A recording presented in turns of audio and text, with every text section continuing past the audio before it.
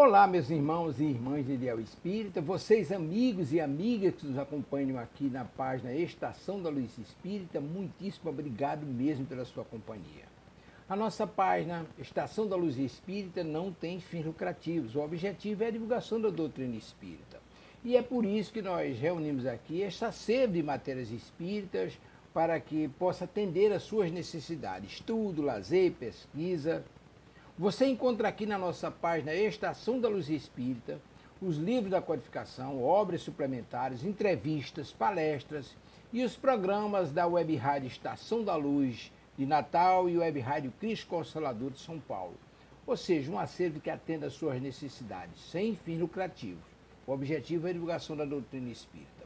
E agora eu convido você para nos acompanhar na reprodução de mais esse trabalho imperdível. Muito obrigado mesmo pela sua companhia e vamos juntos!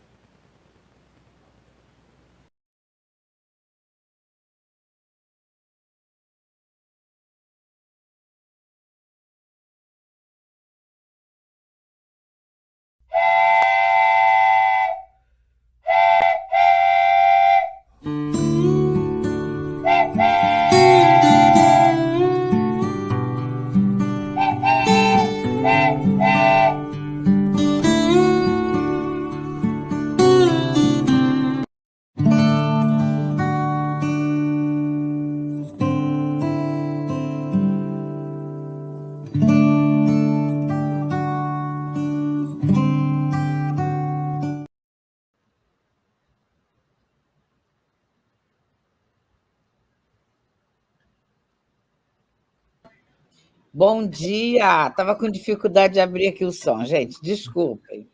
Bom dia a todos, amigos internautas, amigos e irmãos internautas. E nessa nossa sexta-feira, que a gente vai aí finalizando a semana, né? Amanhã é dia útil também, lógico, mas na sexta-feira a gente já começa aí a se preparar para outros trabalhos que não seja apenas o trabalho profissional.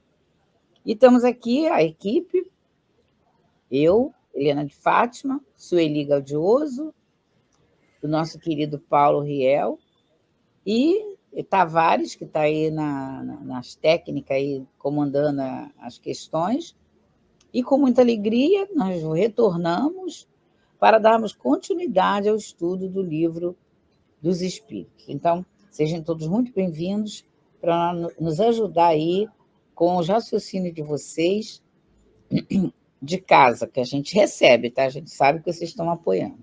Então, é isso. Vamos iniciar o nosso estudo com a leitura do Evangelho, que a Sueli vai fazer e o Paulo faz a nossa prece. Por favor, tá, Paulo? Obrigada. Bom dia a todos, sejam bem-vindos e que Jesus ampare o nosso estudo, trabalho, na manhã de hoje, em torno do Livro dos Espíritos. E, inicialmente, a gente começa pelo Evangelho segundo o Espiritismo, capítulo 13, que a vossa mão esquerda não saiba o que dá a direita. O item é o 15. Nós vamos falar sobre o tema beneficência.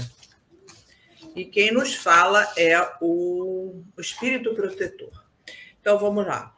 Meus queridos amigos, todos os dias eu ouço entre vós os que dizem: sou pobre, não posso fazer caridade. E diariamente vejo que faltais com a indulgência para com os vossos semelhantes. Não lhes perdoais nada, e procedeis como juízes, muitas vezes severos, sem perguntar a vós mesmos se ficaríeis satisfeitos se agissem da mesma forma convosco. A indulgência também não é caridade? Vós que só podeis fazer a caridade da indulgência, fazei pelo menos essa, mas fazei-a generosamente. Em relação à caridade material, quero vos contar uma história do outro mundo. 2 homens acabavam de morrer. Deus havia dito: enquanto esses homens viverem, cada um terá as suas boas ações colocadas em um saco. Por ocasião da sua morte, esses sacos serão pesados. Quando os 2 homens morreram, Deus mandou que lhes trouxessem os 2 sacos. Um era grande, estava cheio, bem estufado, e o metal que o enchia ressoava. O outro era pequeno e tão fino que se via através do pano as poucas moedas que continha. E cada um daqueles homens reconheceu o que lhe pertencia. Este é o meu, disse o primeiro. Eu reconheço, fui rico e dei muito dinheiro. Esse é o meu, disse o outro. Eu também fui pobre. Eu sempre fui pobre. Ai de mim. Não tinha quase nada para dividir com os outros. Mas, ó, surpresa! Quando os 2 sacos foram colocados na balança, o maior tornou-se leve e o menor ficou tão pesado que elevou muito o outro prato da balança. Deus, então, disse ao rico: deste muito, é verdade, mas deste por ostentação e para ver o teu nome figurar em todos os santuários do orgulho. Além disso, dando, não te privavas de nada. Vai para a esquerda e fica satisfeito, porque tuas esmolas ainda foram contadas como alguma coisa. Depois ele disse ao pobre: deste muito pouco, meu amigo. Porém, cada uma das moedas que estão nessa balança representou uma privação da tua vida. Se não destes esmola, fizeste a caridade. E o que mais é importante, fizeste a caridade naturalmente, sem pensar que ela seria levada em conta. Foste indulgente, não julgaste o teu semelhante, ao contrário, tu o desculpastes em todas as suas ações. Passa para a direita e vai receber a tua recompensa. Um espírito protetor, Lyon, 1861.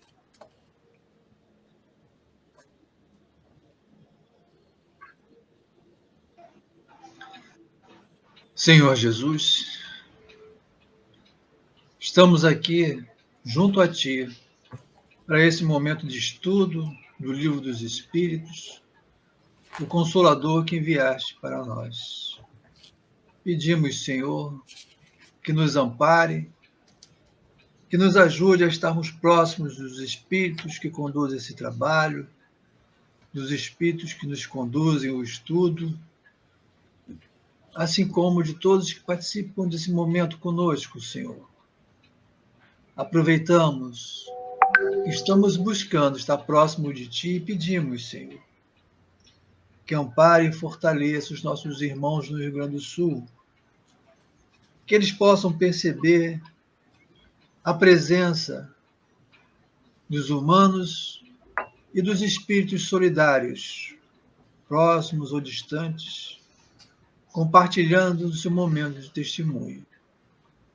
Que esse nosso momento de estudo, Senhor, esteja envolvido no Teu amor, para que possamos aproveitar o máximo possível. Que assim seja, Senhor, graças a Deus.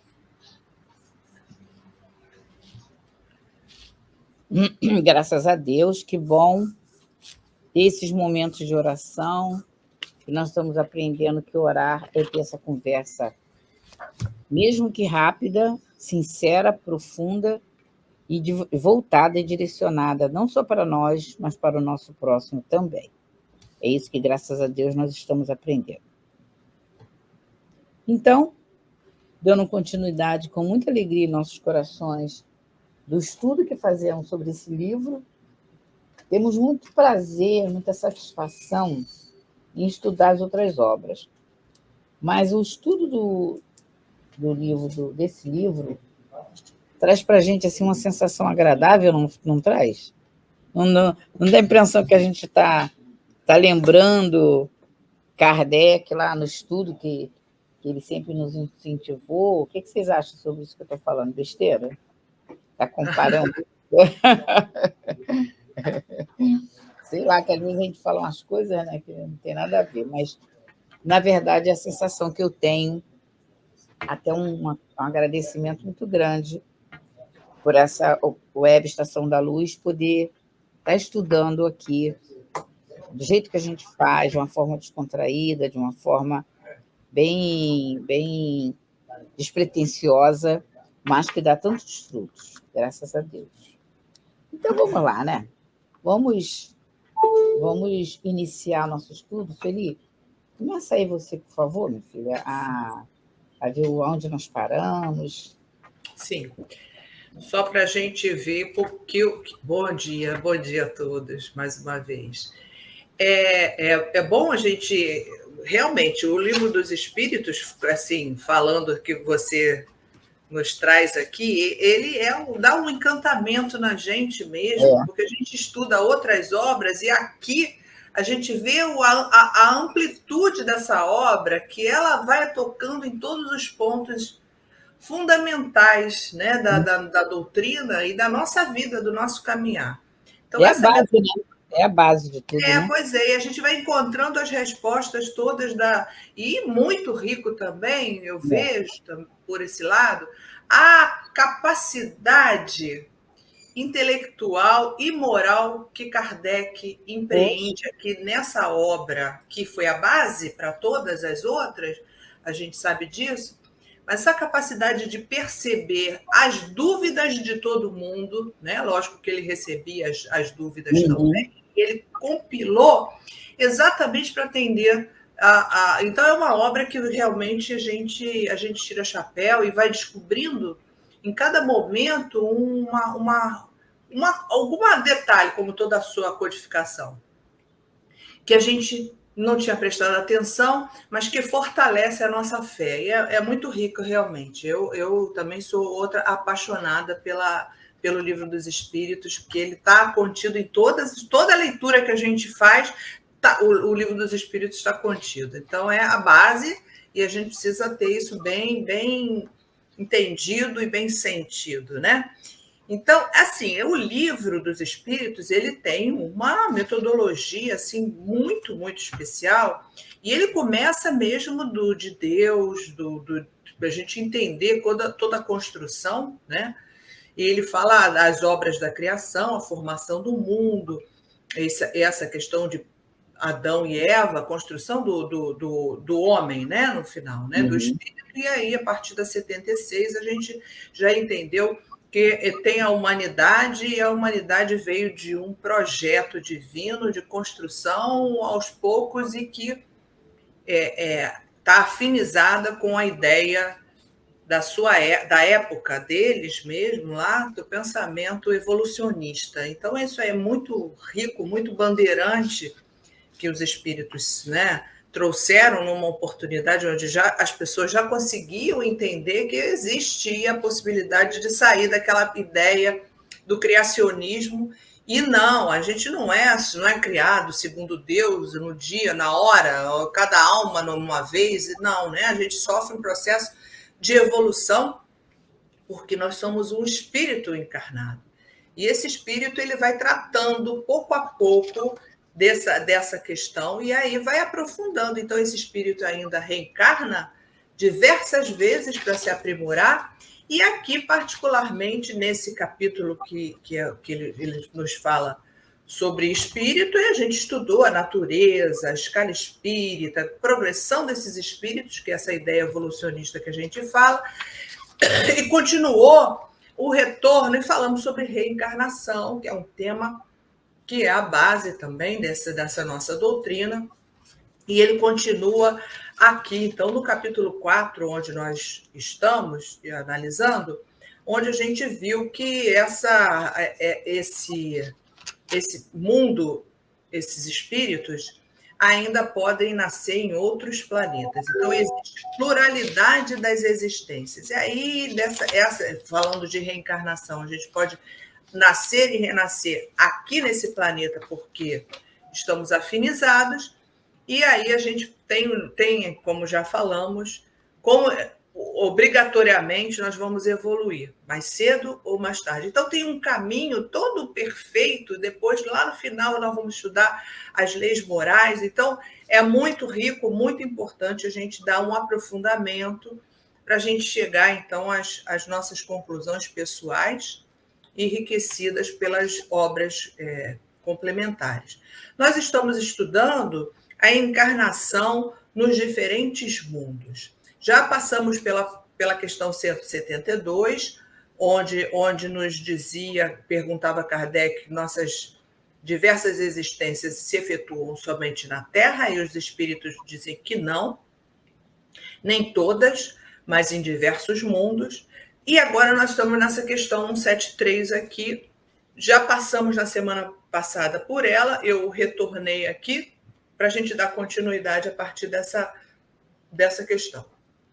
Então, essa aqui a gente já leu, a gente só está dando continuidade. A pergunta foi: a alma, em cada nova existência corporal, passa de um mundo a outro ou pode efetuar várias delas no mesmo globo? E a resposta dos espíritos, ela pode tornar a viver várias vezes no mesmo globo, se não se adiantou bastante para passar para o mundo superior. Então, aqui a gente já entendeu que para a gente ir para o mundo superior, que é o projeto, nós temos o projeto divino, que é a perfeição.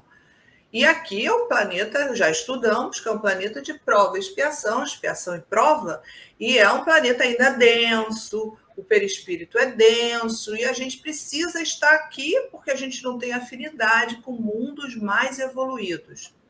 E existem também mundos mais primitivos.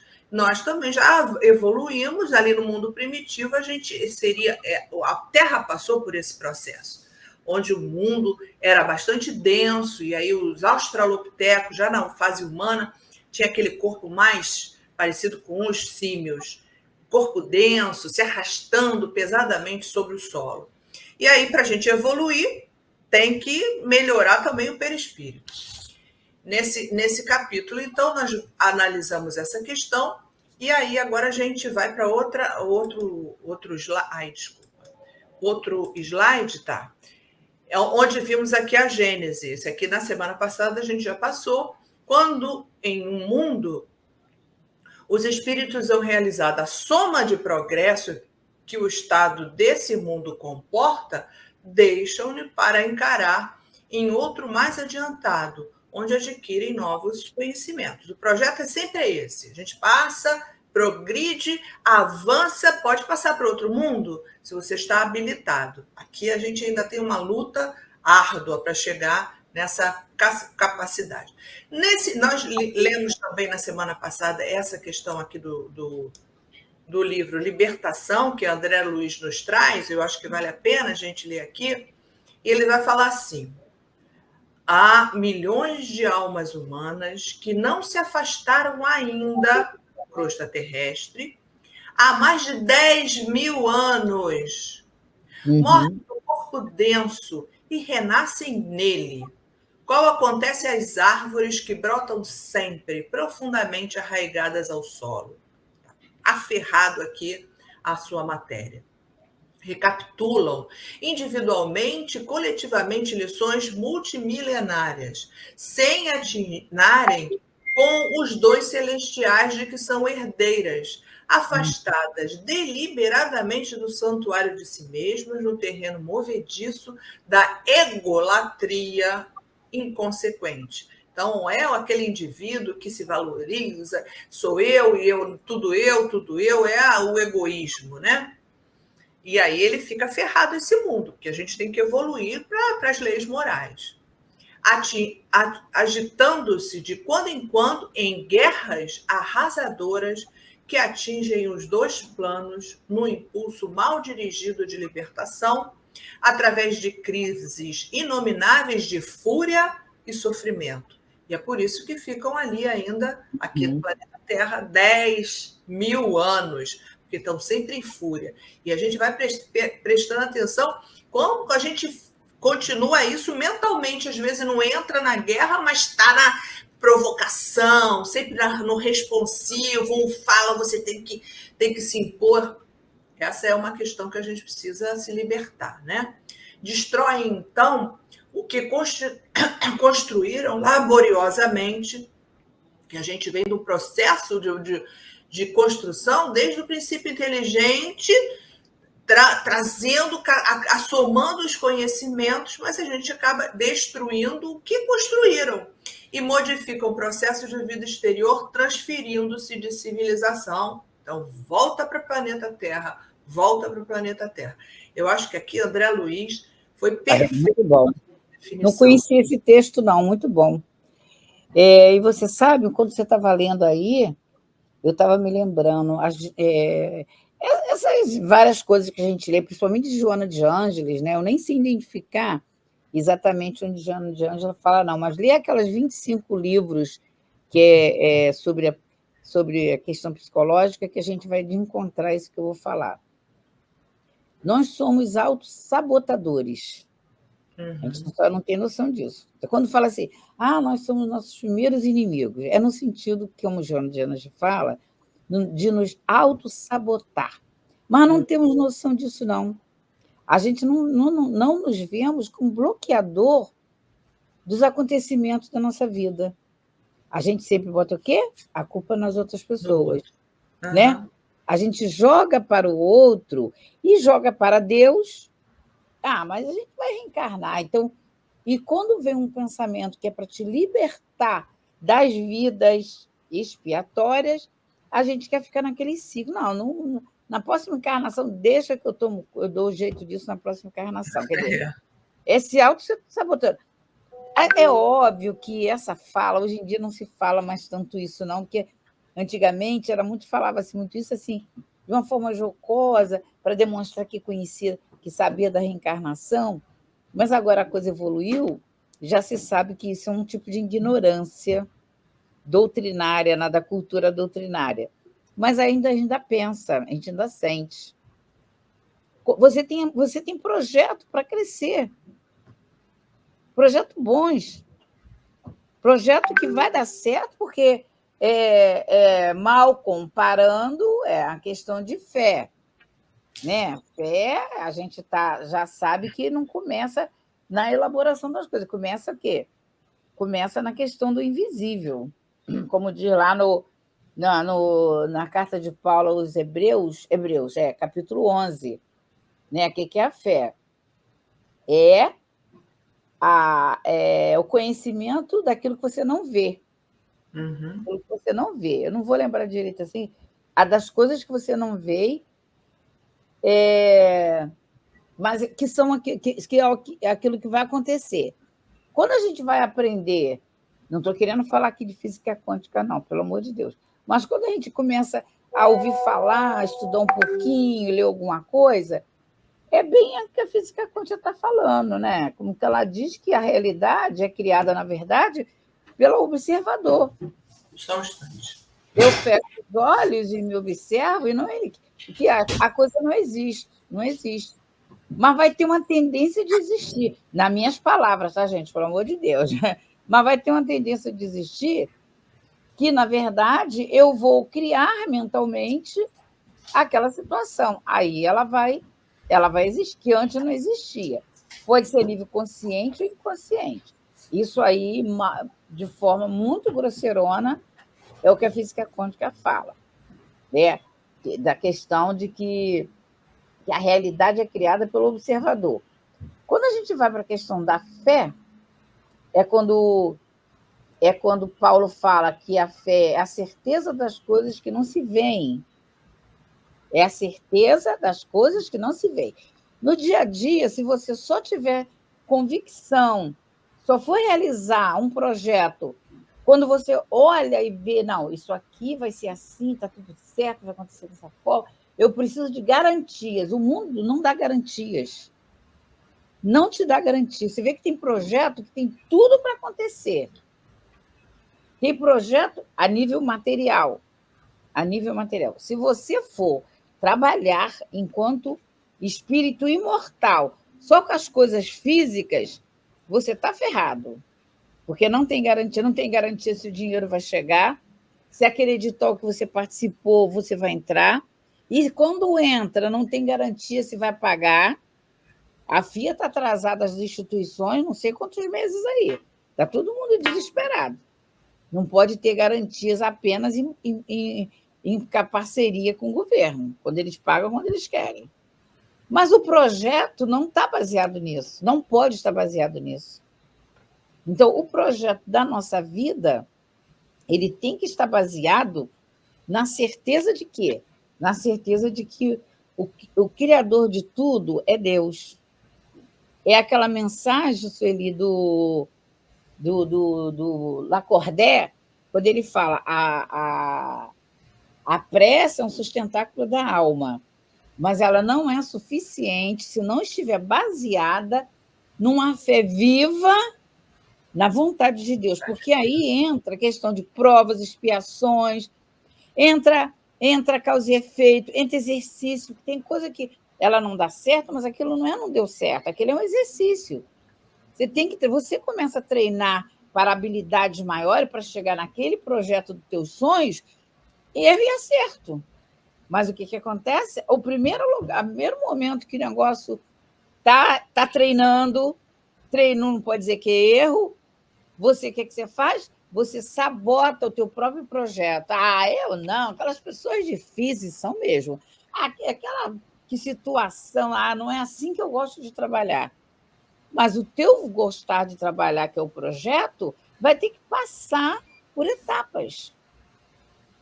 Então, quando a gente começa a criar mentalmente, que é a ideoplastia do pensamento do Ernesto Bozano lá no Pensamento e Vida, né? Aquele livro é maravilhoso, né? Quando ele começa a falar dessa criação mental antes de construir alguma coisa. Para eu fechar esse pedaço que foi maravilhoso que a André Luiz está trazendo aqui. Quando a gente vai fazer qualquer trabalho, tá aí o Paulo, a Sueli, que vai também poder confirmar isso. O que a gente faz antes? A gente faz vibrações. Né, Paulo? Vamos fazer um projeto. Vamos vibrar. No céu, a gente quer construir o céu do futuro. Não começou construção nada, não. Mas sabe o que já começou? Um grupo de trabalhadores da Casa de Leon Denis, quem não pode, está fazendo outras coisas. Se encontram num determinado local, que é o local que a gente já tem que vai fazer, fazendo vibrações, fazendo irradiações. Já que está acontecendo, está construindo a planta do local. Está fazendo o quê? Está construindo as paredes espirituais. Com certeza vão conseguir. Desculpa isso, Eli, que quando você foi lendo aí pega isso aí, é muito realmente necessário para nossas reflexões e aprofundamento dos estudos que a gente está fazendo aqui. Né, Paulo? Em relação a essa questão de entendimento do que realmente é fé, né? Não pode ser as garantias que a gente quer do mundo, né? Não é fé, né? Não é crença. Eu creio que vai chover, eu creio que vai fazer sol. Tipo assim, né? Pois é, e a fé não está atrelada à nossa vontade, né? Uhum. É à toa que Jesus falava, né? Seja feita a tua vontade. Aí é que o bicho pega. Na maioria das vezes a gente clama pela nossa vontade, né? Mas é uma construção que a gente está fazendo, porque a gente tinha uma ideia, quando tínhamos, uma ideia muito distorcida de Deus. Então agora a gente está descobrindo a grandeza de Deus. E essa grandeza de Deus muda totalmente a nossa certeza em relação a Ele. E a fase mais dolorosa é vê-lo não como um humano, sujeito a chuvas e trovoadas e vinganças. Né? E aí isso para nós é uma desreferência para a construção da referência do Deus Pai. E a doutrina nos ajuda muito a essa construção desse Deus Pai. Então, aí passa pela fé, porque aí você vai ter uma fé em relação ao Pai. Né? E o Pai não é aquele que faz a vontade do Filho, é o que faz a vontade dele, em benefício do Filho, mas é a vontade do Pai. Então, quando o André Luiz traz essa história, esse aí é um bom resumo do embate das pessoas consigo mesmo em relação a esse Deus Pai amoroso. E quando entra nessa resistência, nessa exaltação de si mesmo, essas coisas todas, é porque ainda não entendeu o Deus Pai, né? É isso. Feliz, segue aí. Se deixar, esse assunto é muito bom, a gente vai ficar preso aí. Então, vamos lá. Tem mais uma contextualização dessa mesma questão aí, da questão 172, né? 173, aliás, né? A alma, em cada nova existência corporal, passa de um mundo a outro ou pode ficar várias vezes no mesmo globo. E a gente trouxe aqui uma questão do próprio Livro dos Espíritos que vai perguntar assim, e a gente vai passar por ela depois. Não. Será uma necessidade retornar à Terra? Será que a gente precisa toda vez retornar à Terra? Não. Olha só o que os Espíritos nos falam. Não. Mas se não progredirdes, podereis ir para um outro mundo que não valha mais do que este e que pode ser pior. Esse ponto aqui, eu acho que a gente tem falado muito disso, toca a sirene na tua cabeça. Se você não progredir, como o André Luiz falou ali, você fica 10 mil anos no mesmo lugar, mas pode ainda ir para uma situação pior. Então, é o degredo, isso ali, é o degredo, né? É o degredo. O degredo é a fase que estamos passando de acelerar esse processo de ir para outro planeta inferior. Desculpa, Celi. Não é? E aí a gente trouxe também um 175 que vai perguntar assim: haverá uma vantagem em voltar a habitar a Terra? E aí os espíritos respondem: nenhuma vantagem particular, a menos que aí se esteja em missão, e nesse caso progride-se aí como em qualquer outro lugar. Então é interessante, essa questão a gente vai passar por ela mais para frente, mas a gente já trouxe aqui porque ela está dando um alerta bem interessante. A gente tem que desejar ir para um mundo melhor. E para desejar ir para um mundo melhor, a gente tem que primeiro se habilitar, né? Então, esse desejo é constante. Eu quero morar, quero viver num planeta mais que não haja guerra, que não haja inundação, que não haja tanto sofrimento e tanta dor que a gente vem acumulando assim, principalmente que a gente está de frente com essas dores do outro, da nossa própria existência. A gente quer. Mas para a gente ir para um mundo que tenha paz, que tenha beleza, que tenha compreensão, a gente precisa se habilitar, como o Leon Denis nos convida.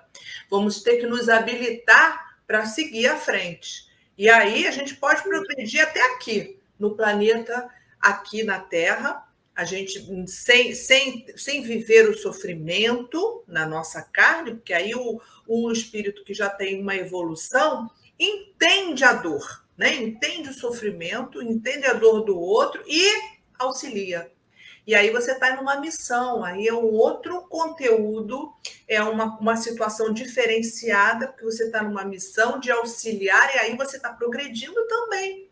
Então é muito interessante essa questão aí de você estar aqui na Terra, mas se a gente repete como o André Luiz está fazendo, está nos dizendo ali no Libertação, a gente está ganhando um pouco, né, para o nosso objetivo.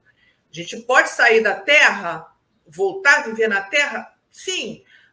Como o André Luiz falou, tá há 10 mil anos. Agora, se você continuar nessa egolatria, nessa perversidade, vai para um mundo pior, que é o degredo.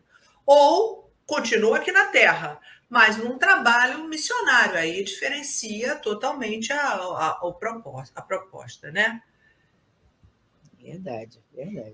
Então, inclusive, a gente tem que ter cuidado para não misturar, não confundir esse esforço com o perfeccionismo, né? Somos perfectíveis, sujeito à perfeição, mas o perfeccionismo já é um sistema de crença de autodestrutivo, né? Joana de Ângela também, que fala isso. Autodestrutivo. E, na verdade, ela diz que chega a ser viciante, né? Porque a gente fica procurando a perfeição, que é uma procura natural, mas não o perfeccionismo, porque, na verdade, o perfeccionismo é uma máscara que a gente bota na nossa grau evolutivo, em vez de encará-lo, refletir sobre ele, se preparar, fazer treino para mudar, a gente tampa. Aí a gente procura situações que dá a impressão de perfeição. A impressão de perfeição é diferente de qualificar, porque a própria Joana traz, esse ano nós estudamos bastante, graças a Deus, na Sueli dinamizou isso aí no YouTube, no Encontro da Casa Espírita, sobre a questão do espiritizar, que é uma tríade que Joana de Anjos traz sobre espiritizar, qualificar e espiritizar. Humanizar. E o quê? Humanizar. Humanizar. Já ia esquecendo, exato. Mas não é perfeccionismo isso. Não é perfeccionismo, porque esse é um pensamento primitivo, que para parecer perfeito e fazer tudo com perfeição. Fazer tudo com perfeição. Mas se a gente ainda não sabe, então você não vai nunca tentar, aí é que entra a grande questão. Não sabe, não quer iniciar os primeiros passos, aí o que faz? Entra em conflito com as pessoas. A pessoa que sabe, você fica em disputa com ela, aí você começa a usar, como ela diz, as benditas máscaras, né? Que vai minimizar os sentimentos dolorosos de culpa, uma culpa que não precisa existir, porque, na verdade, a gente tem a sensação que a gente sabe coisas que a gente não tem noção aqui, que, como diz Kardec, quando a gente reencarna, está lá em Obras Póstumas, que é a morte espiritual, muitas das habilidades que a gente tem conquistadas, elas vão para germe, não para embrião. Embrião, quando sai da mão de Deus, para germe. Ela fica oculta lá na área que grava os nossos pensamentos, as nossas potências, fica gravada lá no corpo mental, no perispírito, uma da dinâmica lá do perispírito. Latente, né? Estado latente, né? Latente, essa é a palavra, isso. Obrigada, Sueli. Latente. Aí para quê? Para você começar a aprender outras potencialidades e outras habilidades, seja na área de atividades materiais, seja na área emocional. Você é muito capaz para habilidades intelectuais e tecnológicas, mas não é emocional. Então, ele dá exemplo de artistas assim geniais, pode reencarnar. Aí ele vem dando atividades operacionais bem simples, mas que aí entra a questão, aí entra o conflito. Você pode se autossabotar, querer fugir daquilo, porque você acha humilhante isso aí é mais comum do que a gente possa imaginar. Tá? Então, a doutrina espírita é libertadora. Então, esse estudo de hoje está assim, fabuloso. Por que a vontade de voltar a reencarnar na Terra? Porque você precisa, não é só ter o complexo de perfeccionismo, é avançar no perfectível, no processo verdadeiro de evolução e de crescimento verdadeiro, não fictício, que é o perfeccionismo. E, às vezes, a pessoa até fala, né, Paulo? Você que é repórter, que lida com muitas essas questões humanas também, a pessoa até vê como ser perfeccionista bonito. Né? Você fica, meu Deus, eu aprendi que nem assim, não. Não vai falar nada, porque senão você vai entrar em debate. Mas no lidar no dia a dia, eu conheço, às vezes a pessoa fala, menina, você sabe que eu fico tão agoniada que eu não consigo fazer. Eu largo de mão. Eu vou ler, se auto-sabota. Mas o grande problema é porque você quer fazer perfeito. Faça, porque fazer mais ou menos é humilhante, né? A gente gosta mesmo do ego lá. Que legal, você é genial. Não é isso, Paulo, ou não? A doutrina nos ensina a questão do excesso, né? Fazer bem feito é uma coisa. Querer que as coisas sejam sempre perfeitas dentro do teu ponto de vista é outra história, né? Você está falando aí das pessoas com hábito de perfeccionismo, me lembra a relação dela com a enxaqueca, né? Muitas pessoas têm enxaqueca pela contrariedade de não ter conseguido fazer algo dentro daquela visão dela de algo perfeito. E normalmente Conta aí que eu perdi. Desculpa, tive que parar aqui. Não, estou falando que a doutrina nos ensina a questão do excesso. Sim, essa palavra... Uma coisa é fazer bem feito, é a meta de todos nós. A outra é que aquilo que a gente faz seja o bem feito dentro da nossa perspectiva. Uhum.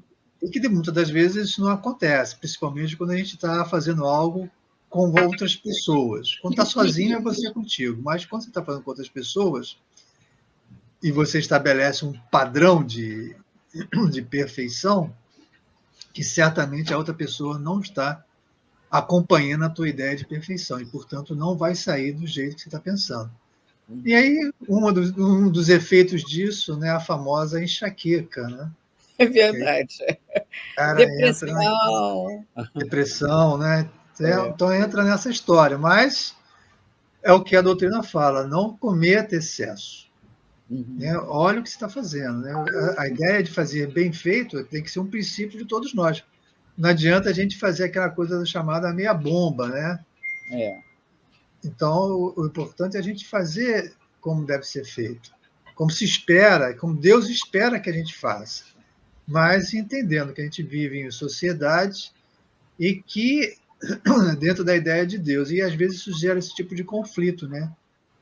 E que aí você vai caracterizar, como falou lá André Luiz, no egocentrismo e essas outras coisas, mas o nosso caminhar é de buscar mesmo dar o nosso melhor, que às vezes para o outro não é tão bom assim, mas é o nosso melhor, e que a gente tem que nos ver bem nessa situação e não nos ver mal diante do outro, né? Eu concordo mesmo, Paulo, porque muitas vezes a gente se cobra mesmo, mas eu acho assim que a gente, cada um, é a tal da indulgência mesmo que Kardec e dos espíritos nos dizem. A gente, às vezes, é pouco indulgente com a gente mesmo, que a gente se cobra muito, e aí, por conta disso, da enxaqueca, depressão, não sei o quê. E aí a gente tem que pensar assim, eu dei e fazer o melhor. Quando a gente faz o melhor, a gente pode não ser o melhor que poderia ser, mas era possível. O possível é muito especial para nos dar o consolo. Porque quando você faz com vontade tudo que era possível, aí você vai ficar dentro da lei, no sentido que Kardec nos fala que é o esforço. Você fez o esforço. Agora, quando a gente faz aquele meia-bomba, como vou fazer mais ou menos, aí a gente sente a culpa. Agora, que a gente já está alertado, eu já entendo assim, eu fiz. Então, vamos dar um exemplo prático da vida. A minha mãe era uma pessoa muito especial na minha vida. E ela ficou 15 anos paralítica, que teve um AVC, um aneurisma cerebral que rompeu, etc. E aí, a diferença de mim para outras pessoas é que eu fiz o meu possível para auxiliar. Então, isso me dá uma tranquilidade imensa no meu coração. Eu não fiz o excesso, poderia ter feito mais, mas eu fiz o que era possível, poderia ter feito mais, obviamente. Todo mundo poderia fazer mais. Mas eu tenho assim, isso dá um conforto, um consolo de saber que eu me esforcei, eu ajudei, eu auxiliei, eu fiz o que era dentro da minha capacidade. Então, isso daí é uma coisa especial para a gente levar para o resto das situações da nossa vida mesmo, da gente fazer o que é possível e entender. Aquela época, para mim, era aquilo possível. Hoje, eu penso que já é diferente. Cada época a gente acha que poderia ter feito, inclusive na educação dos filhos, né? Quando a gente tem... Eu falei isso agora. Essa questão é muito séria, né? Porque a gente vai mudando o nosso... Mas ali, naquele momento, era o que era possível. Então, acho muito, muito interessante da gente pensar em fazer sempre o melhor com esse objetivo aí, da gente ser perfeito um dia. Esse é o nosso pensamento daqui do estudo. De ser perfeito, de ser melhor, mas dentro da possibilidade do momento evolutivo que a gente tem, né? Eu tenho uma... Agora acabei com isso porque eu dei uma resposta para ele boa, para eles. Todo mundo sabe que eu tenho 7 filhos, 2 foi biológico e 5 foi adotado. Estou falando isso para trocar do assunto.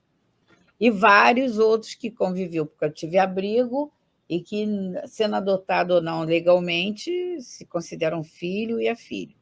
Todo mundo sabe disso. Mas só para justificar que convive-se com mais de 7. Eles são quase que unânimes, tirando alguns, antigamente, né? Agora pararam com isso. quando os filhos deles começaram a nascer. Não, porque quando eu era pequeno, porque a senhora fazia assim, fazia assado. Eu falei, graças a Deus, foi por isso que você é o homem que você é. A senhora tem desculpa para tudo. Aí os filhos começaram a nascer e os netos são grudados comigo, não me acho o máximo, né? Aí eles ficam assim, porque você não conhece. Eles falam, porque você não sabe como ela era. Porque fazia, aí a Giovana, né? Sempre desculpa para tudo. Minha avó não era assim mesmo. Eu falei, não, Giovana, não defende muito, não, porque eu era assim, Giovana. Avó, mas a senhora não é seguinte, mas eu não educo você, Giovana. Eu estou de vez em quando. Agora, se eu educasse você, você não ia acordar tarde, eu começo a fazer aquilo que ele. Avó, é sério, vó? Mas isso aí é um tipo de brincadeira, mas não é tanta brincadeira, porque se você não leva isso de uma forma leve, se você guardar isso, meu Deus, será que eu era má? Será que eu não fiz tudo que eu deveria? Será que não sei o quê? Aí, depois, eu já tive um outro assunto. Falei, gente, olha só, pega aquilo tudo que eu fiz de errado, que vocês acham de errado, e faz diferente com os filhos de vocês. Façam melhor. Porque eu tenho certeza que no futuro, próximos filhos que eu tiver, agora eu não vou poder ter filho, não, agora vai ser só neto mesmo, que já vai para bisneto. Eu vou ser realmente muito melhor, porque é processo natural. Gente, se a gente deixar, se a gente permitir, mesmo que na brincadeira, a gente agasalhe aquilo, como, por Deus, eu devia... Olha, muito cuidado, mãe, que eu trabalhei muitos anos em assistência fraterna no CELD, agora eu não trabalho mais, era o mais comum que ia para mim. Já ia direitinho, né? Era aquela questão da culpa, porque meu filho adolescente está me acusando disso. E aí a gente começava, né? Às vezes era semanas e semanas sobre o mesmo assunto. E é uma realidade que a gente tem que ter muito cuidado. A gente não para não entrar no processo de perfeccionismo. Então, a gente tem que ter consciência, e isso, para mim, só a doutrina espírita. Para mim, das filosofias, que eu não conheço filosofias assim, mas o pouco que a gente vê que cada vez está mais divulgada, né? Eu gosto de ler algumas coisas sobre filosofia, não tem como a doutrina espírita. Não tem. Em relação, por quê?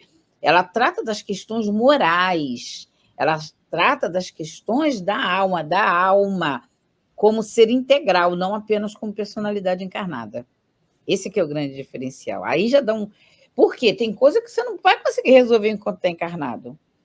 Tem filhos que vai para casais equilibradésimos, super ajustados, com aquela família super ajustada, vem aquele filho que não tem nada que possa dizer que teve diferente, mas ele tem comportamento inadequado com a família e não tem, às vezes, com outro grupo.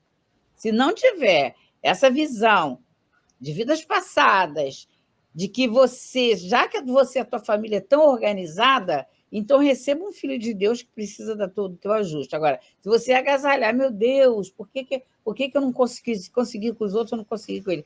Tem a escala espírita. Então, a escala espírita, para mim, resolve muito esses questionamentos que a gente pensa, a gente faz, né? Por que eu não consegui ser isso? Por que eu não consegui fazer aquilo? Serve para a gente a escala espírita, serve para quem está convivendo com a gente, para a gente não querer ficar mudando as pessoas, né? E serve para a nossa vida. Aquilo ali não foi nem Kardec que... Na verdade, aquilo ali é dos celtas. Ele pegou lá do celta, aperfeiçoou, lógico, então é universal. Como a doutrina espírita é universal, está aí a partir da questão 100 do Livro dos Espíritos, que nós já estudamos aqui. Isso aí vale muito a reflexão da escala espírita para todos nós. Silêncio que teve. Silêncio. O texto do Evangelho é um exemplo disso, né? O rico achando que tinha feito tudo certinho e merecia o melhor lugar no céu. E o pobre achando que não fez, e aí na hora de fazer o peso, a medida... Na balança, né? Pois viu que as coisas não eram assim. Então, às vezes, até aquela coisa da aparência, no que parece que está muito certo, muito positivo, de acordo com as leis, falta algo. E aquele que parece que ficou aquém foi além, né? Verdade, muito bem lembrado. Qual é o evangelho que está. Essa de hoje é 15, 13 Ah, e 15. Tá bom. Teve falha aqui, verdade. Desculpa. Posso seguir, então? Sim. Pode. Vamos aqui na Religião dos Espíritos, por Emmanuel, no capítulo 78, Pluralidade dos Mundos Habitados. Vamos facilmente encontrar em todos os círculos cósmicos os seres vivos da asserção de Kardec, embora a instrumentação do homem não as divise a todos. Eles se desenvolvem através de inimagináveis graus evolutivos, cabendo-nos reconhecer que, em aludindo à pluralidade dos mundos habitados, não se deverá olvidar a gama infinita de vibrações e os estados múltiplos da matéria. Temos, assim, no espaço incomensurável, mundos berços, mundos experiências, mundos universidades, mundos templos, mundos oficinas, mundos reformatórios, mundos hospitais, mundos prisões. Eu achei assim, muito especial essa análise do Emmanuel, porque a gente sabe que tem vários planetas, a pluralidade das existências dos mundos habitados, sim, mas cada mundo tem um objetivo aí na obra da criação. Achei muito rico essa. A gente está na questão, né? Numa nova existência, passa de um mundo para outro? Passa, né? Pode passar, depende da sua necessidade, se você tiver mais evoluído. Aí você vai para o mundo berço, mundo experiência, mundo universidade. Achei muito especial essa análise do Emmanuel, assim, classificando, saindo daquela classificação de mundos primitivos, mundos expiação e prova. Essa classificação ele colocou especialização em cada tipo de mundo que tem as suas peculiaridades. Então, eu achei interessante essa riqueza do pensamento aí de Emmanuel. Eu achei legal essa análise que você fez, especialização, não é só o mundo em si, mas é a natureza daquele mundo. Uhum. A gente fala assim, o planeta Terra é um mundo de prova e expiação, mas se você for ver a natureza no mundo de prova e expiação, nossa, é uma riqueza de conhecimento, né? Porque aí é quando você vai estudar detalhadamente sobre os mundos. E você foi bem feliz nessa análise. Ele veio ao mundo dos templos, olha. Mundos oficinas, então, muito legal, muito legal. Né? Mundos reformatórios, mais ou menos aqui que a gente está vivendo, um tipo de mundo reformatório que tem que ficar ainda nas lutas, e vamos para o mundo de regeneração, que também é um reformatório. É o mundo dos hospitais, né? Deve ser assim, não é só por ser prova e expiação, deve ter mundos de prova e expiação, mas com mais característica de a incidência maior de doentes mesmo de corpo físico, para expurgir. Eu não sei, eu estou analisando aqui, mas especialmente... E esse mundo das prisões, a gente já ouviu falar, né? Que Plutão é um mundo prisão, né? Isso, exatamente. Que ficam lá isolados, no isolamento, vamos dizer assim, espíritos que são contumazes aqui, foram degradados, porque eles precisam ficar aprisionados durante séculos ali para entenderem o trabalho de Deus. Né? Ou se eles dizem que o próprio Hitler está num mundo prisão, né? Pois é. Olha, aquela obra que foi a primeira obra do Chico, que é A Carta de uma Morta, que foi pela mãe dele, né? Uhum. Engraçado que eu estou lendo, eu estou lendo um livro agora, não sei se vocês conhecem, A Mensagem de Inês de Castro. Muito, muito legal, do Chico. São cartas que ele recebeu da Inês de Castro. Só que no início começa falando a ligação da mãe dele, que a mãe dele tinha, como a mãe dele era ligada a esse grupo, que ela era muitos séculos voltada para a questão do convento, trabalhando aquelas ideias, e ela pediu para vir numa encarnação onde ela pudesse ser mãe. Aí ela teve 8 filhos, né? Aí ela veio como naquele momento ali da mãe do Chico. Mas muito interessante, tá? A história da Inês de Castro, muito, vale a pena. E deixa eu desligar aqui, gente, porque... Peraí. Então,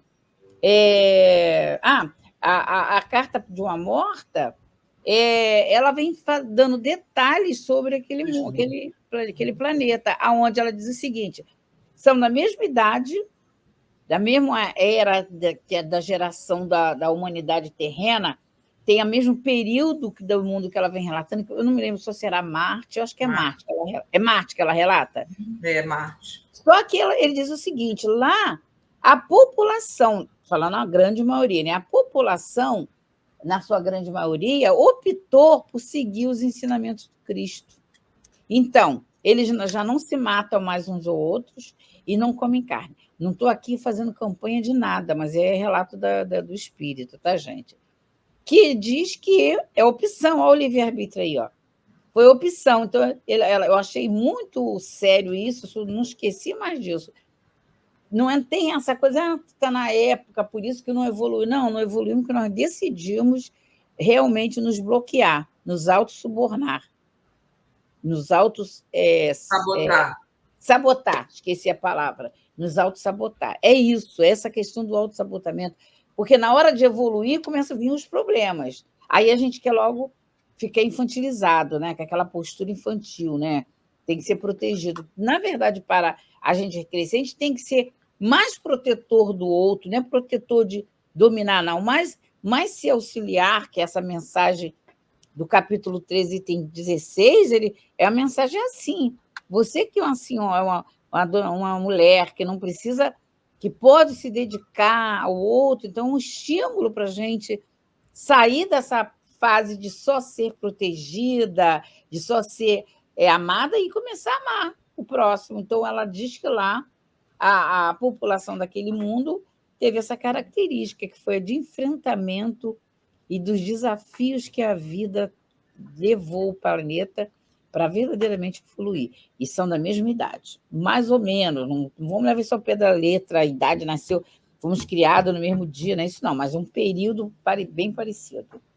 Já leu esse livro, Paulo? Não, escuto muito falar, mas ainda não li. Vale a pena, que é muito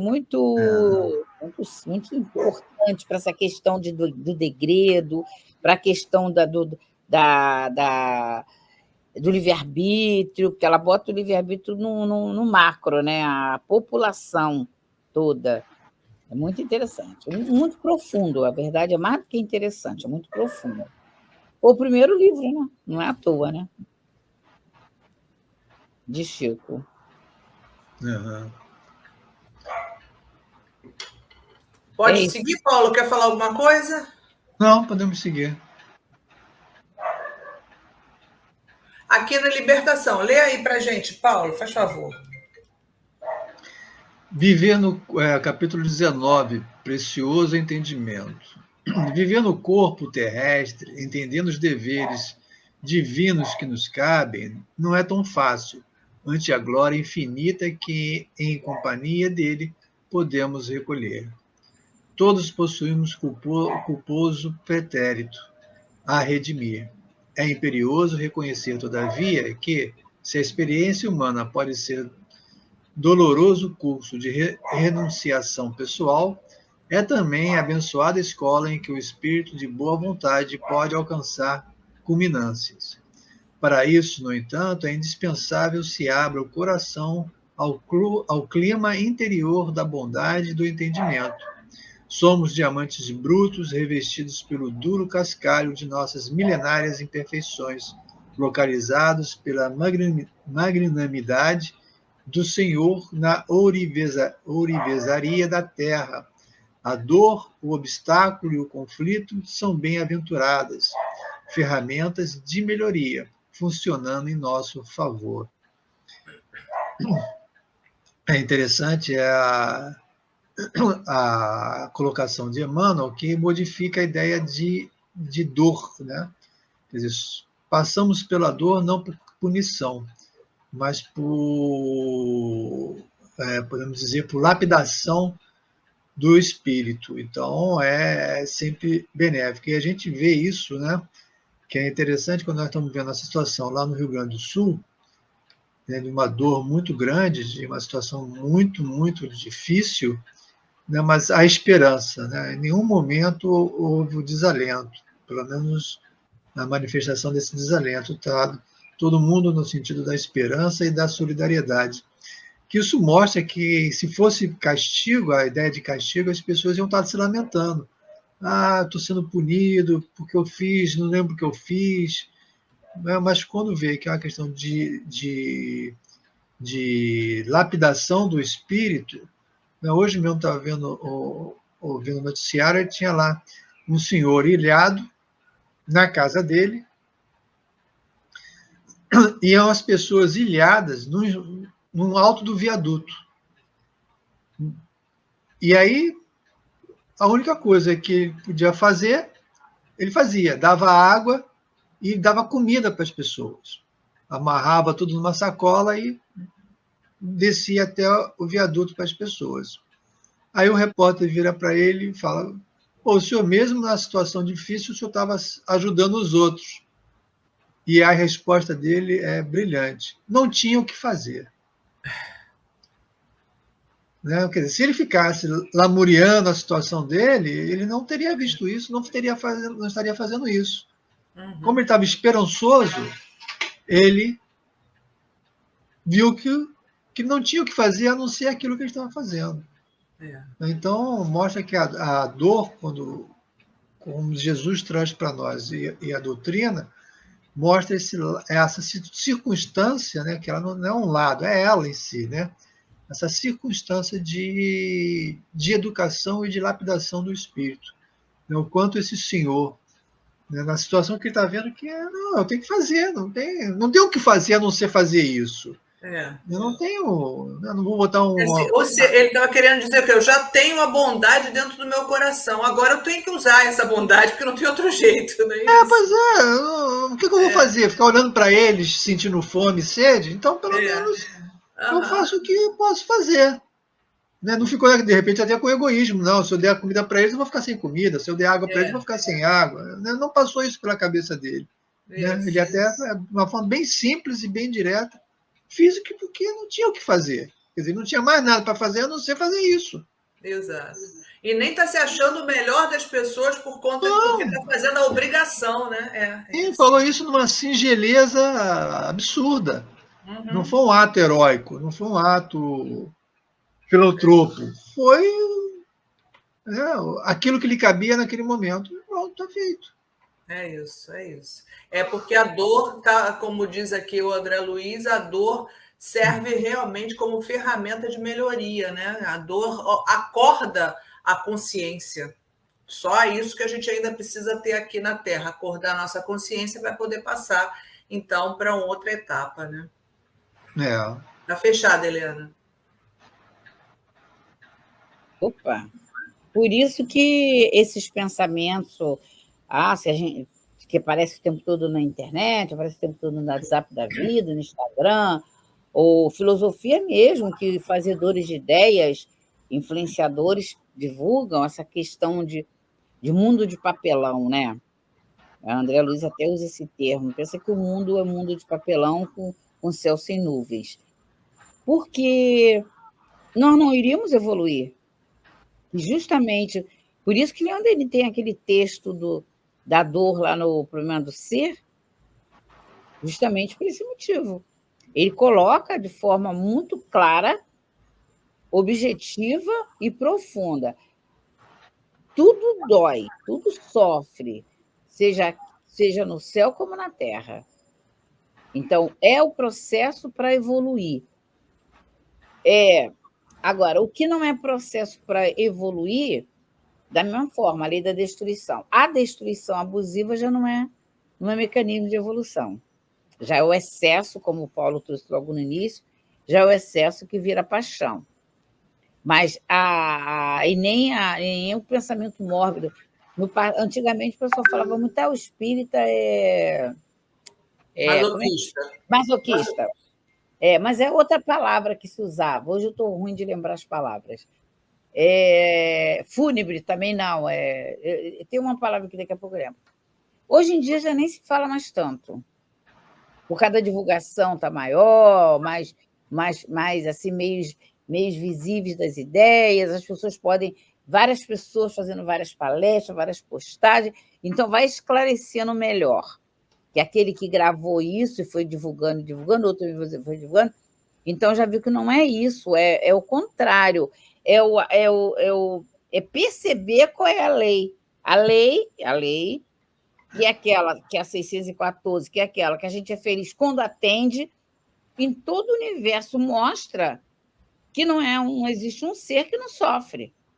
Ele pode camuflar o sofrimento, mas ele não vai evoluir. Ele pode ter uma vida onde ele é tão infantil, tem vários motivos, tão infantil, que, pela misericórdia divina, deixa ele vir sem grandes problemas. Vem com beleza, vem com dinheiro, vem com fama, vem com... Mas, naquela existência, todas as existências, ele vai experimentar só isso? Será que ele não vai precisar vivenciar, desenvolver, para ter autonomia espiritual, né, dele, espírito? Ele não vai ter que vivenciar dores, dificuldades? A gente vê o próprio Nordeste, está sempre passando por problemas seríssimos. Seríssimos. Aguenta firme ali, ó, porque é resistente. Essa questão aí que você falou é a 866, que os espíritos falam assim: aqueles que passam a sua vida na abundância e felicidade são espíritos covardes. Olha, ficam estacionários. Ficam estacionários. Eu vou escolhe só a alegria, não escolhe a dor. Eu vou até usar ela, deixa eu botar aqui, vou usar ela na palestra de quarta. 866. Espera aí, gente, só um minutinho. Livro dos Espíritos, 866. Porque esse é o convite, né, que o Evangelho está fazendo quando ele vem falando da mulher, né? Ele fala aqui, a mulher rica, feliz, que não tem necessidade de empregar o seu tempo nas tarefas domésticas, não pode consagrar algumas horas, aí ele pergunta, não pode consagrar algumas horas, não pode consagrar algumas horas em trabalhos úteis aos seus semelhantes, por quê? O que a gente está aprendendo, o que é trabalho? A questão 675. Trabalho é só ocupação material? Os espíritos, não. Toda atividade útil é trabalho, não é atividade, que atividade, você quando vai matar, tu está numa atividade. Você vai vender tóxico, você está na atividade. Ocupação útil, ele fala, né? Ocupação útil, isso é a palavra, ocupação útil. Então, ele vem perguntando aqui, não pode consagrar um tempo? Aí ele diz que ela compre com os supérfluos. Aí, interessante, olha só a visão, ó, que ela compra de comprar, né? Cumprir, não. Com o supérfluo dos seus prazeres, roupas que agasalhem os infelizes que tremem de frio, que faça com suas mãos delicadas roupas grosseiras, porém quentes, que ajude a mãe a cobrir o filho que vai nascer. Se, com isso, seu próprio filho fizer com algumas rendas a menor ou da pobre, terá mais calor. Ela, Condessa Paula mesmo, né, essa passagem aqui, que ela fala até para a filha isso. Trabalhar pelos pobres e trabalhar na vinha do Senhor. Gente, é um clamor. É um clamor. Agora, tem um critério. Às vezes a pessoa tem um critério para ela, ninguém pode questionar o critério de ninguém, mas existe isso. Ela tem a disponibilidade de ajudar nas catástrofes, como tem agora. Graças a Deus, o conto está mobilizando as pessoas. E a dor serve para isso mesmo. A gente está vendo, chega da emoção, e a gente viva todas essas pessoas. Agora, nós já temos um outro critério. Às vezes a pessoa pergunta, mas vocês estão indo lá no Sul, estão fazendo... Sim, dentro do que a gente pode. Mas a gente tem um critério dessa ajuda ser cotidiana, desse processo institucionalizado de manter regularmente esse trabalho. A nossa casa tem isso, são as frentes de trabalho. Isso vai funcionar, não é com uma pessoa sustentando, é se todos puderem colaborar, seja como voluntário, doação, com a mão de obra. Então, é um outro critério. E quando você, no dia a dia, faz isso, nas catástrofes, você já tá no ritmo. Já está no ritmo. Essa que é a grande verdade. Que é o que é a instrução dos espíritos. Deixa eu ver aqui qual é esse espírito. O João, o espírito João de Bordeaux, está convidando as mulheres, está falando aqui especificamente das mulheres, mas é abrangendo a todos, lógico, a fazer essas trabalhos mesmo, e está convidando a fazer um trabalho material. Óbvio que isso aí a gente pode até ampliar, mas aqui especificamente esse trabalho material. É um convite, né, que se faz. Então, vamos seguir. Eu vou seguir aqui, a gente vai se basear nessa questão aqui. Haverá vantagem em voltar a habitar a Terra? Então, a resposta aqui que vem a Miramês para nos dar a resposta, a posição. Ele fala assim: não há vantagens para o espírito em permanecer na Terra se ela não lhe oferecer meios compatíveis com a sua evolução espiritual. Às vezes, o interesse da alma em ficar vivendo na Terra está sobre a inspiração de sentimentos inferiores, mantendo o amor próprio, o egoísmo e a vaidade, nada de interesse universal que o leva à evolução. A maior vantagem para o espírito é a de crescer moral e intelectualmente. Vou repetir. A maior vantagem de se viver na Terra, para o espírito, é a de crescer moral e intelectualmente.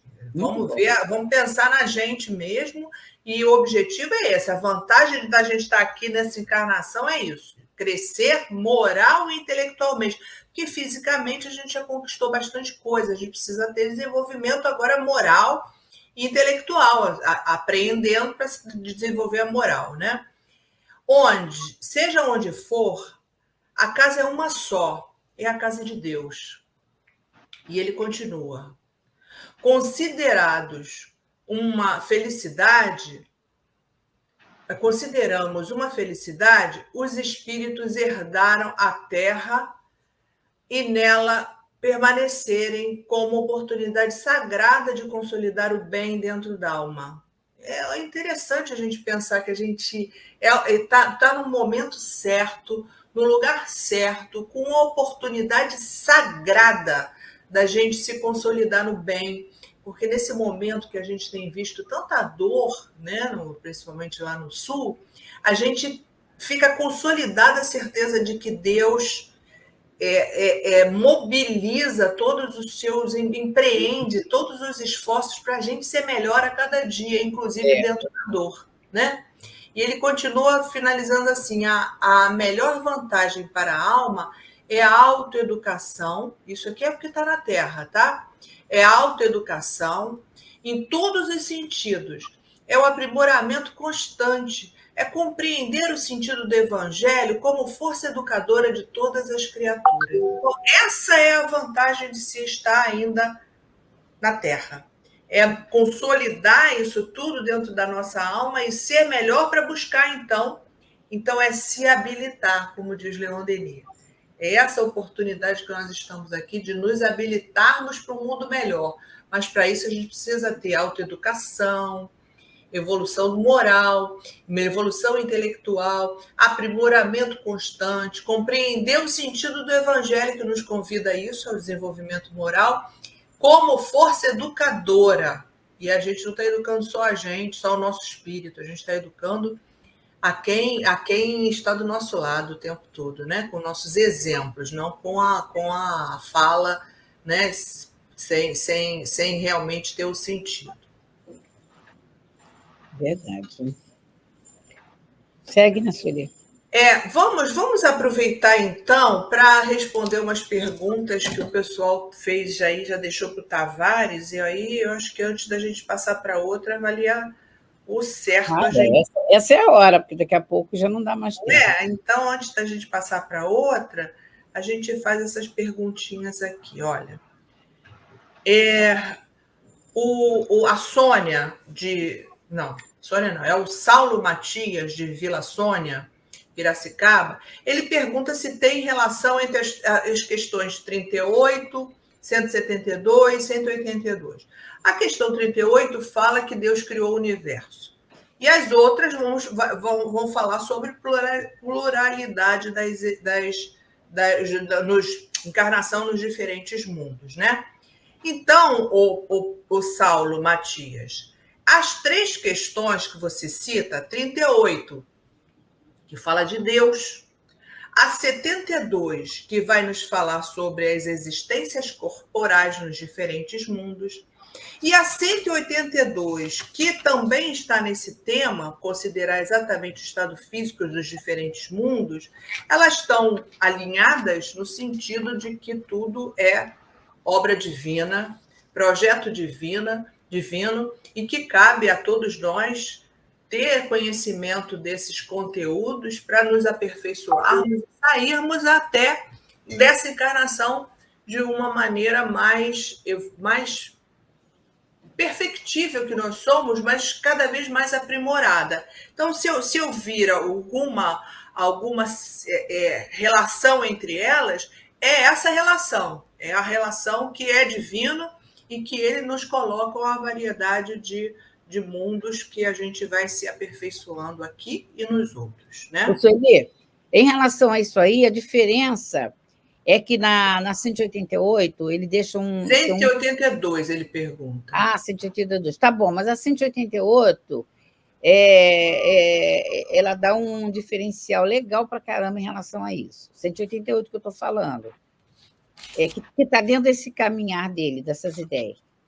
Ela vem mostrando que os espíritos puros têm um mundo que, enquanto você está na erraticidade, significa dizer que você está em mundos preparatórios. Então, você vai para a erraticidade esperando para ficar reencarnando. Depois, os espíritos puros, ele já tem aquele mundo que ele já conquistou, ele já mesmo ajudou a construir. Mas ele diz o seguinte: tem diferença do homem que encarna num planeta como a Terra, que ele não tem facilidade de ficar transitando entre os outros planetas e voltar para dele, não. Diferente do espírito puro, que mesmo tendo o mundo dentro da característica dele, ele pode habitar, ele pode visitar, ele pode encarnar, não reencarnar, porque é processo de evolução, encarnar em outro mundo. Então, ele tem mais liberdade desse trânsito pelo universo. Isso já é 188, que é uma questão muito importante em relação a essa questão aí, para não achar que Deus, os espíritos puros, estão todos ali também confinados no mundo próprio deles, que seria a questão daquela ideia antiga de que os anjos ficariam no local tocando harpas. E a função desses espíritos, tanto é que naquelas comunicações de espíritos de Júpiter, que são 80 e poucas perguntas e respostas que Kardec fez, ele pergunta, né? Lá não é um mundo dos felizes, que está no nosso sistema solar, só não é mundo de regeneração, não é de prova e expiação. Ele pergunta quais são as funções, quais são as tarefas. E eles respondem: ajudar os mundos inferiores como os vossos. Então, a questão da ajuda, a questão da solidariedade, ela é nata. Deus já nos cria com esse objetivo, de estar no processo solidário. O não processo solidário é o desvio da lei. Então, não tem jeito, a nossa destinação é ser solidária. Quando o Espírito responde isso para Kardec, e nessa questão 188, quando ele fala que os espíritos puros não ficam confinados ali, eles podem transitar para outros mundos, fazer o quê em outros mundos? Só passear? Não. É, com certeza, fazer parte da obra da criação, né? Que é um dos objetivos das nossas encarnações, e faz parte nato do espírito, nós espíritos, conforme vamos evoluindo. Cada vez mais, nós fazemos parte da obra da criação.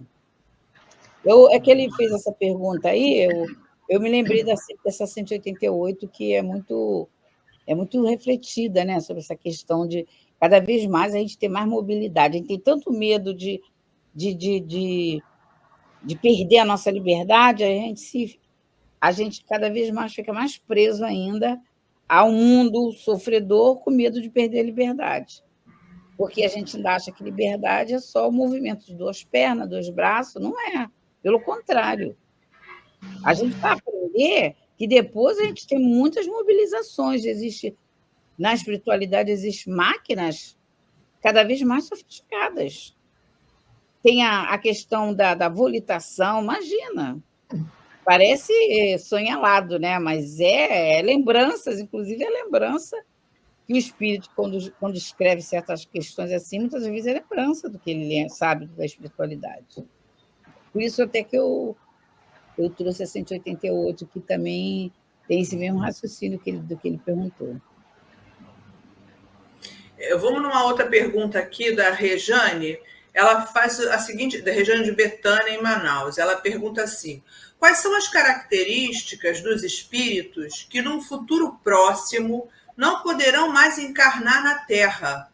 E aqueles que por aqui ainda ficaram? Quer dizer, mas não poderão por que motivo? Não poderão por causa do degredo. O degredo é aquele que não poderão. Quem não poderá mais encarnar da Terra porque tem muita imperfeição. Né? Você já está falando não poderão. Ela está perguntando quais são essas imperfeições que agravam o estado do encarnado. A própria pergunta dela foi ignorância minha. A própria pergunta dela já diz que é o processo do degredo mesmo, em relação não poderão. Isso. Justamente porque, primeiro é o seguinte, é natural. Por quê? As almas que vão começar a reencarnar, que já começaram, né? Que nem aconteceu com Capela, nós estávamos na época da caverna, lá no Australopiteco, quando os capelinos começaram a vir com o perispírito já mais elaborado, eles, almas com outros pensamentos, eles pensaram, inclusive, que estava reencarnando em animal, por isso a ideia da metempsicose. Mas eles trouxeram avanços muito significativos, senão o processo evolutivo dos autóctonos seria aquele que vem do princípio inteligente, seria muito mais lento. Então, é avanço. Então, isso que a lei faz, ela une pessoas, une espíritos para lhe dar uma alavancada na evolução daquele grupo. Então, o que é não poder mais reencarnar aqui? Vai perdendo a vibração, porque esses espíritos vão vindo, vão sendo mais sutis, vão tendo outras ideias muito mais evoluídas. Você depois quer acessar para o perispírito se acoplar. Vocês leem lá Missionário da Luz, a reencarnação desses mundos, que você vê. Foi feito um trabalho especial para que Segismundo teve a redução do perispírito, colocou junto à mãe e depois, na hora da fecundação, houve a redução para a forma de átomo. Para aquele espírito que vai receber, ela tem que estar em sintonia, tem que estar preparado. Só que agora as mães, muitas delas, se sacrificam, não é só para a educação, é para receber a vibração daquele espírito. No futuro vai ter que ser natural.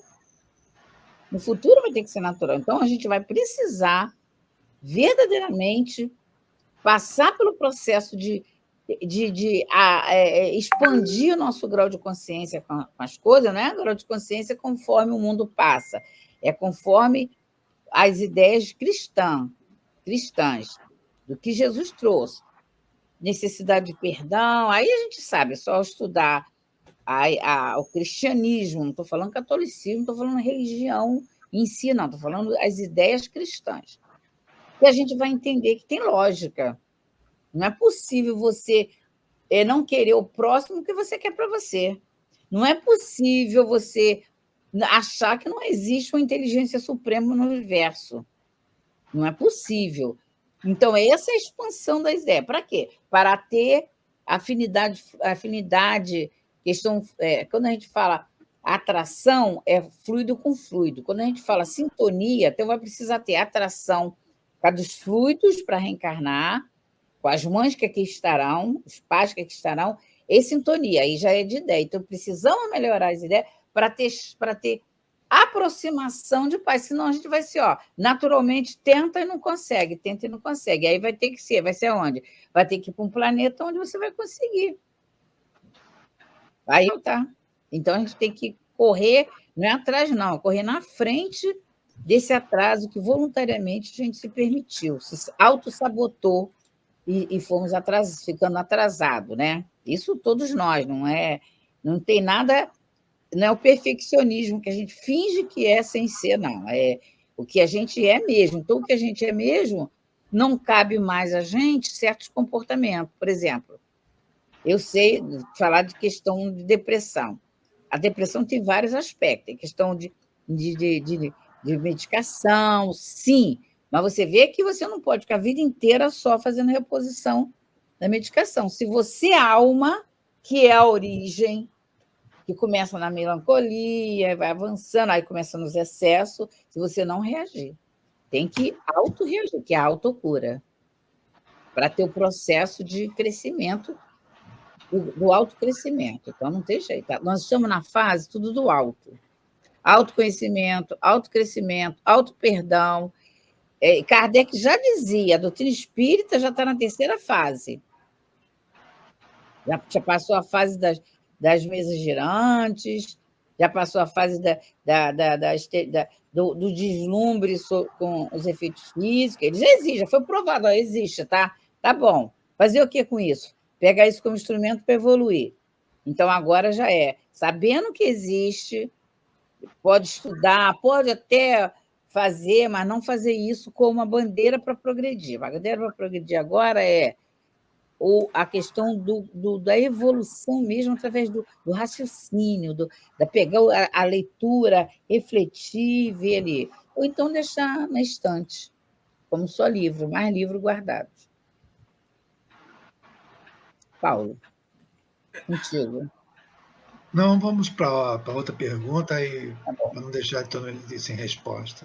Tá bom, beleza. A outra pergunta é de Agostinho, de Salesianos em Juazeiro do Norte.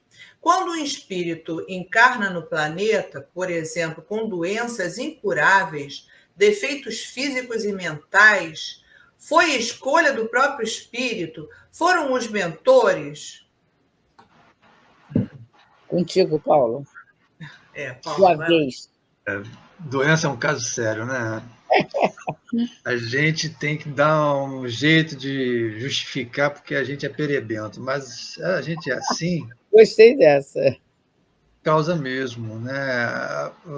A gente sempre vê, ainda a gente até tem o hábito de ver doença como castigo. O cara nasceu empenado, foi castigo de Deus. Então, aquela velha história, né?